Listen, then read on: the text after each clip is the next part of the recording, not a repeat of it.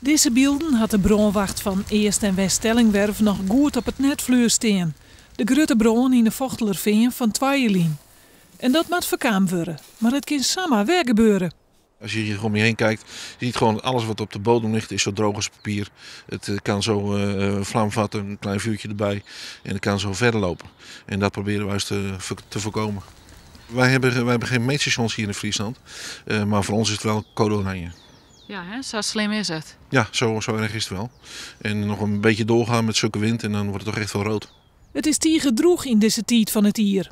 Er zit nog geen grien aan de bjem en de toeken binnen daar toch droeg. De sapstromen die zijn nog niet op gang van de bomen.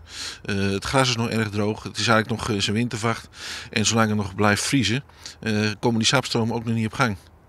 Is dat normaal voor deze tijd van het jaar? Het is wel normaal, maar wat er niet normaal is, dat is natuurlijk dat we lang met de vorstperiode zitten en dat er nu een erg sterke wind staat. En die combinatie maakt het toch wel erg brandgevaarlijk. Een vlugge verspreiding. Ja, echt vlugge verspreiding.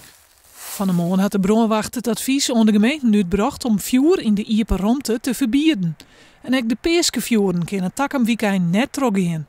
De boorgemeenten volgen dat advies op. Dat houdt in dat de 7 paasvuren die er zouden zijn van het weekend, dat die dit weekend niet door zouden kunnen gaan. De mensen die daarmee bezig zijn, die krijgen van ons nog een brief daarover natuurlijk.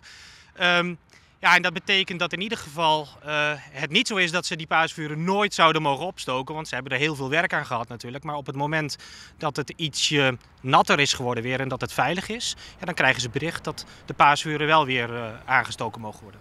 De veiligheidsregio Friesland had gewoon gemeenten van de man vregen om haar inwoners alert te maken op brandgevaar. De gemeenten zullen de waarschuwing in de huis-aan-huis-bladen verspreiden.